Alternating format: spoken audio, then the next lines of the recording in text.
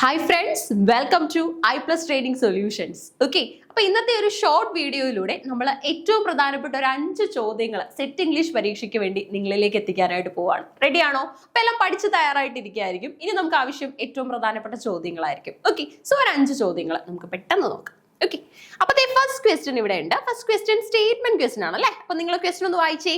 Question ഇവിടെ ഉണ്ട്. Consider the following statements regarding famous Indian novels. Famous top class Indian novels എന്നുള്ള ചോദ്യമാണ് കേട്ടോ. അപ്പൊ ഒന്നാമത്തെ സ്റ്റേറ്റ്മെന്റ് ഇങ്ങനെയാ പറയുന്നത്.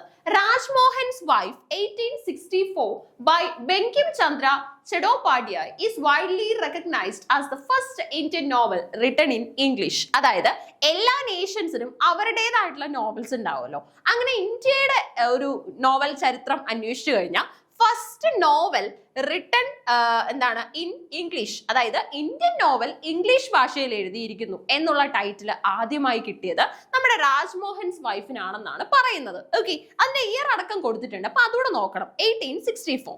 സ്റ്റേറ്റ്മെന്റ് 2 പറയുന്നു രാജറാവുസ് മാസ്റ്റർ പീസ് കാന്തപുര 1938. നമുക്കറിയാം ഇന്ത്യൻ ഫ്രീഡം സ്ട്രഗിളിനെ കുറിച്ചൊക്കെ പരാമർശിക്കുന്ന ഒരു നോവലായിരുന്നു അല്ലെ. Yes, narrates the impact of Mahatma Gandhi's independence movement on a small South Indian village using the structure of a traditional Puranic Harikatha. Okay, അപ്പൊ ഒരു സ്ട്രക്ചറിനെ കുറിച്ചാണ് പറയുന്നത്. മഹാത്മാഗാന്ധിയുടെ ഒരു ഇമ്പാക്റ്റിനെ കുറിച്ച് പറയുന്നുണ്ട്. പിന്നെ അതുപോലെ തന്നെ മൊത്തം ഇൻഡിപെൻഡൻസിനെ കുറിച്ചാണ് ഈ നോവലിൽ പറയുന്നത് എന്നൊക്കെയാണ് പറഞ്ഞിട്ടുള്ളത്. സോ നമ്മൾ ചെയ്യേണ്ടത് എന്താണെന്ന് വെച്ച് കഴിഞ്ഞാൽ ഇതിനകത്ത് ഏത് ഓപ്ഷൻ ആണ് കറക്റ്റ് എന്ന് നോക്കണം. ഓക്കെ, അപ്പൊ ക്വസ്റ്റൻ ഇതാണ്, നോക്കിക്കേ. Famous about Indian novels, Indian നോവൽസുമായി ബന്ധപ്പെട്ട് കറക്റ്റ് ആയിട്ടുള്ള സ്റ്റേറ്റ്മെന്റുകൾ ഏതൊക്കെയാണെന്ന് ചോദിച്ചിട്ടുണ്ട്. അപ്പൊ അതേ നോക്കിക്കോ. യെസ്, ഇവിടെ നമുക്ക് ആൻസേഴ്സ് വരുന്നത് എന്താണ്, both statement 1 and 2 are true എന്നുള്ള ഒരെണ്ണം ഉണ്ട്. അടുത്തത് both statement 1 and 2 are false. Statement 1 is true, statement 2 is false. Again statement 1 is false but statement 2 is true എന്ന് വരുന്നുണ്ട്. ആൻസർ വരുന്നത് ദേ നോക്കിക്കേ, both statement 1 and 2 are correct അല്ലെങ്കിൽ ട്രൂ എന്ന് പറഞ്ഞാൽ നമ്മുടെ ഫസ്റ്റ് ഓപ്ഷൻ ആണ് ശരിയായിട്ട് വരുന്നത്. അതായത് ബങ്കിം ചന്ദ്ര ചെഡോപാധ്യായുടെ ബുക്ക് തന്നെയാണ് ഈ നമ്മുടെ ഇന്ത്യൻ ചരിത്രത്തിലുള്ള ആദ്യത്തെ നോവൽ റിട്ടൺ ഇൻ ഇംഗ്ലീഷ്. അതുപോലെ തന്നെ രാജറാവുന്റെ കാന്തപുരക്കകത്തില് ഈ പറയുന്ന ഗാന്ധിജിയുടെ ഇമ്പാക്റ്റും അതുപോലെ തന്നെ നമ്മുടെ ഇൻഡിപെൻഡൻസിനെ കുറിച്ചൊക്കെ പറയുന്നുണ്ട്. 2 സ്റ്റേറ്റ്മെന്റുകളും ശരിയാണ്. ആദ്യത്തെ ചോദ്യം മനസ്സിലായോ? നമുക്കിനി രണ്ടാമത്തെ ചോദ്യത്തിലേക്ക് പോവാം. രണ്ടാമത്തെ ചോദ്യം വരുന്നത്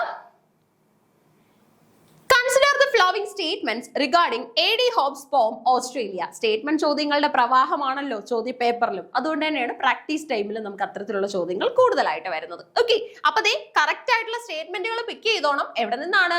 A.D. ഹോപ്പിന്റെ ഓസ്ട്രേലിയ എന്ന് പറയുന്ന പോമുമായി ബന്ധപ്പെട്ട്. Okay, consider the following statements. The point describes the continent as A nation without song, architecture and history. ആണോ? ഓസ്ട്രേലിയ ഒരു സ്വന്തമായി സോങ് ഇല്ലാത്ത, ആർക്കിടെക്ചർ ഇല്ലാത്ത, ഹിസ്റ്ററി ഇല്ലാത്ത സ്ഥലമായിട്ടാണോ ഹോപ്പ് പറയുന്നത്? The 5 major cities are likened to teeming fertile rivers of rich culture. Australia എന്ന് പറയുമ്പോൾ തന്നെ നമുക്കറിയാം ലാൻഡ്സ്കേപ്പ് ലിറ്ററേച്ചറുകളുടെ നാടെന്നാണ് അറിയപ്പെടുന്നത് അല്ലെ.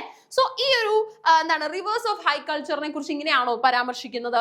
മൂന്നാമത്തെ statement, the poet suggests that prophets may still emerge from the Arabian desert of the human mind. Okay, prophets ഉറപ്പായും വരും. They will make tremendous changes എന്ന് പറയുന്നുണ്ടോ? അടുത്തത് നാലാമത്തേത് നോക്കിക്കേ. The poem concludes by portraying the country as a vibrant, fully realized cultural utopia. Utopia എന്ന് പറയുമ്പോൾ തന്നെ നമുക്കറിയാം ഇമാജിനേഷനിൽ മാത്രമുള്ളത്. അത്രയും ഭാവനകൾ നിറഞ്ഞ ഒന്നായിട്ടാണോ നമ്മുടെ ഹോപ്പ് ഓസ്ട്രേലിയയെ പറയുന്നത്? Which of the above statements are correct? 1 and 3 only, 2 and 4 only, 1, 2 and 3 only, all of this. Answer വരുന്നത് 1 and 3 only. Okay, A.D. ഹോപ്പിന്റെ ഓസ്ട്രേലിയയുമായി ബന്ധപ്പെട്ട് കറക്റ്റ് ആയിട്ടുള്ള സ്റ്റേറ്റ്മെന്റുകൾ എന്ന് പറയുന്നത് പോയിന്റ് ഈ ഒരു നേഷനെ സോങ്ങും ആർക്കിടെക്ചറും ഹിസ്റ്ററിയും ഇല്ലാത്തൊരു ലാൻഡ് ആയിട്ട് കാണുന്നുണ്ട്. അടുത്തത് ഇങ്ങനെ പറയുന്നുണ്ട് അല്ലെ, അറേബ്യൻ ഡെസേർട്സ് ഓഫ് ഹ്യൂമൻ മൈൻഡിൽ നിന്ന് പ്രൊഫറ്റ്സ് വരും, ദേ വിൽ മേക്ക് ചേഞ്ചസ് എന്ന് പരാമർശിക്കുന്നുണ്ട്. അപ്പൊ 1ഉം 3ഉം സ്റ്റേറ്റ്മെന്റുകളാണ് ശരിയായിട്ടുള്ളത്. നമുക്കിനി ഇതേ മൂന്നാമത്തെ ചോദ്യം നമ്മളെ കാത്തിരിപ്പുണ്ട്. ക്വസ്റ്റ്യൻ എന്താന്ന് നോക്കാം.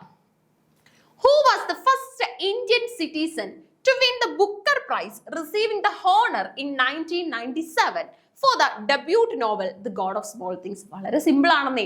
God of Small Things എന്ന് പറയുന്ന നോവൽ എഴുതിയത് ആരാണെന്നാണ് അവർക്ക് അറിയേണ്ടത്. സോ റൗണ്ട് അബൌട്ട് ആയിട്ട് ചോദ്യം വന്നിരിക്കുകയാണ്. ഇയർ ഓഫ് പബ്ലിക്കേഷൻ കൊണ്ടുവന്നിരിക്കുന്നു. അതുപോലെ തന്നെ ഈ പറയുന്ന പുസ്തകം എഴുതിയ ആള് ഫസ്റ്റ് ഇന്ത്യൻ സിറ്റിസൺ ആണെന്ന് പറഞ്ഞിരിക്കുന്നു. To win Booker prize, Booker prize നേടിയ ആദ്യത്തെ സിറ്റിസൺ ആണെന്ന് പറഞ്ഞിട്ടുണ്ട്. ആരാണ്? സൽമാൻ റഷ്ദി, അരുന്ധതി റോയ്, അരവിന്ദ് അഡീഗ, കിരൺ ദേശായി. സൽമാൻ റഷ്ദി ആണോ, അരുന്ധതി റോയ് ആണോ, അരവിന്ദ് അഡീഗയാണോ, അതോ കിരൺ ദേശായി ആണോ? നമ്മുടെ ഗോഡ് ഓഫ് സ്മോൾ തിങ്സ് എന്ന് പറയുമ്പോൾ തന്നെ അയമനം എന്ന് പറയുന്ന പ്ലേസിനെ കുറിച്ചൊക്കെ റെഫർ ചെയ്തിട്ടുള്ള ആ ഒരു വളരെ ഫേമസ് ആയിട്ടുള്ള നോവൽ ആരുടെയാണ്? അരുന്ധതി റോയുടെയാണ് അല്ലെ? ഓക്കെ, സോ നമ്മുടെ 4ാമത്തെ ചോദ്യം എന്താണെന്ന് നോക്കാവേ. 4ാമത്തെ ചോദ്യം കൃത്യമായിട്ട് ശ്രദ്ധിക്കണം. പ്രീവിയസ് ഇയർ അതുപോലെ തന്നെ എക്സ്പെക്ടഡ് കാറ്റഗറിയിലൊക്കെ വരുന്ന ഒരു ചോദ്യം കൂടെയാണ്. Who was the first ever recipient of India's highest literary honor? എന്താണ് ഇന്ത്യയിലെ ഹയസ്റ്റ് ലിറ്റററി ഹോണർ? ജ്ഞാനപീഠ പുരസ്കാരമാണ്, Jnanpith award. Okay, receiving it in 1965 for the poetry collection ഓടക്കുഴൽ. ഓടക്കുഴൽ എന്ന് പറയുന്ന കവിതാ സമാഹാരത്തിന് ജ്ഞാനപീഠം ലഭിച്ച ഫസ്റ്റ് ഇന്ത്യൻ ആരാണ്?